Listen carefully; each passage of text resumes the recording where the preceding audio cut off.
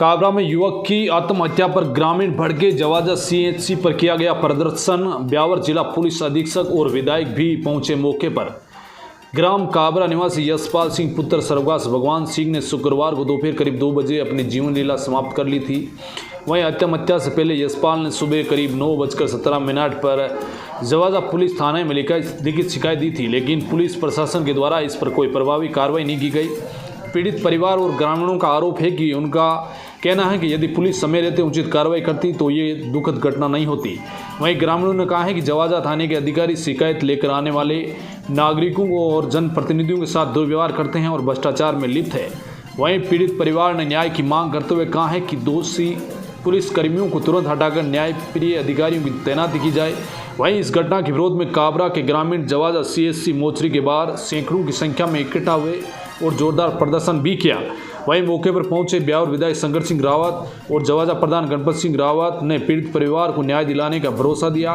वहीं परिजनों ने विशेष रूप से मांग की कि थानेदार और दोनों बीट अधिकारियों को लाइन हाजिर किया जाए और दोषियों के खिलाफ सख्त कानूनी कार्रवाई की जाए। प्रदर्शन के दौरान स्थिति तनावपूर्ण बनी रही, जिस पर नियंत्रण के लिए सीएचसी के बाहर पुलिस जाब्ता तैनात किया गया।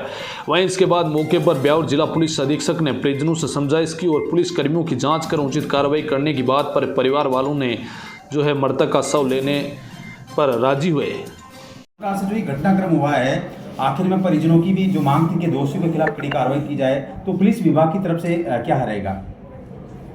प्रकरण दर्ज कर लिया है जी। प्रकरण में जो नियमानुसार सही कार्रवाई होगी वो कार्रवाई की जाएगी। इसके अलावा उन्होंने कुछ पुलिस जवानों और अधिकारियों के खिलाफ दिया है जी, तो उसकी भी जांच कर रहे हैं और जांच करके बिल्कुल कार्रवाई करेंगे। अभी तात्कालिक रूप से जांच प्रभावित नहीं हो, इसलिए 2 जनों को जो है हम यहाँ से कार्रवाई के लिए हटा रहे हैं।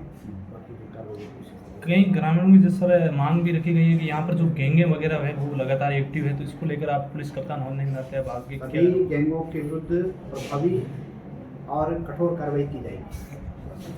सर, कहीं ना कहीं जवाजा एक मुख्य थाना माना जाता है, लेकिन यहाँ आए दिन किसी न किसी प्रकार के इस प्रकार के बड़े बड़े कहीं न कहीं होते हैं गुनाह या किसी प्रकार का, तो इसको लेकर के कहीं भविष्य में किस प्रकार के आपकी तैयारियाँ या किस प्रकार आपका ध्यान रहेगा? अपराध कोई भी हो, पहले सबसे पहले तो पुलिस का ही रहता है कि हम निवारक कार्रवाई पर ज़्यादा ध्यान दें। कोई भी प्रिवेंटिव एक्शन है वो पहले करते हैं, और प्रिवेंटिव एक्शन के बाद भी अगर मान लो कोई अपराध हो जाता है तो उस अपराध को त्वरित तरीके से उसका अनुसंधान करके जो भी मुलजिम है उनको पकड़े और जो कार्रवाई है वो करते हैं, ताकि आम जन को भयभीत नहीं होना पड़े और अपराधियों के अंदर डर। जी सर, जिस प्रकार से जो घटनाक्रम हुआ है, आखिर में अभी क्या सहमति बनी आगे? ऐसा है, जो घटना घटी है बहुत दुखद है, हम सबको बहुत दुख है कि काबरा में इस बच्चे ने कल ऐसी कुछ 2-3-4 लोगों ने उसके कोई फोटोग्राफ या वीडियो बना करके और किसी लड़की के साथ में या कोई और के साथ में ऐसा चित्र बना करके और उसको वायरल किया।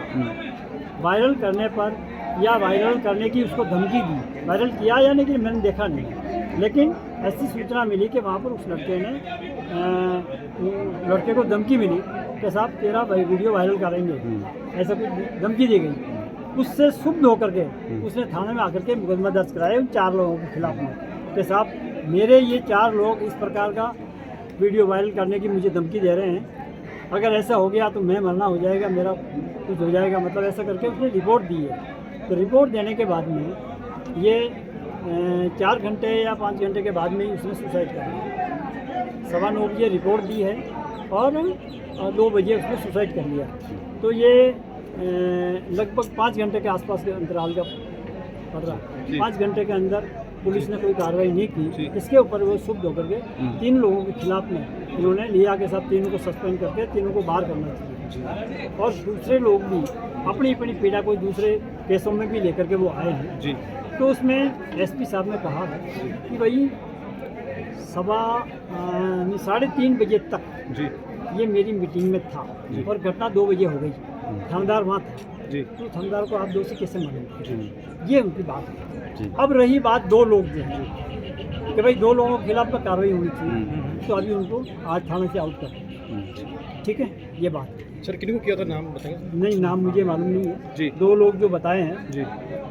उनमें से 2 लोग थानेदार के अलावा 2 लोग जो हैं वो दोनों लोग यहाँ से अभी जाए। लगातार ग्रामीणों की सर ये मांग है कि उनके द्वारा जो है पीड़ित कई लोग जाते हैं, उनके साथ न्याय नहीं होता है, तो उनकी भी क्या आप एक विधायक के तौर अब पर ये क्या तो आगे के लिए अलग थाने अलग की थानों की अलग अलग बात हो सकती है। जी। पूरे राजस्थान में अलग अलग घटनाक्रम कहाँ पर क्या घटना घटती है वो मानते हैं कि पीड़ित भी होते हैं। आपकी बात सही है, कई थानेदार ऐसे भी होते हैं जो काम बात सुनते नहीं है, काम नहीं करते हैं, लेकिन कुछ काम करने वाले भी होते हैं, कुछ नहीं करने वाले भी होते हैं। अलग अलग जगहों की अलग अलग केसों में अलग अलग मामला। सर कहीं ना कहीं दोनों तरफ से यानी कि पुलिस प्रशासन और ग्रामीणों को लेकर के मैंने अभी एसपी साहब के सामने सबसे बड़ी बात मुद्दे की ये बताई कि सबसे बड़ी बात इस एरिया के अंदर ये जो गैंगे पनप रही है, जी जी और गैंगों को मिटाने वाले थानेदार चाहिए हमारे को। जी गैंगों को पनाह देने वाला नहीं चाहिए, ये मैंने बताया।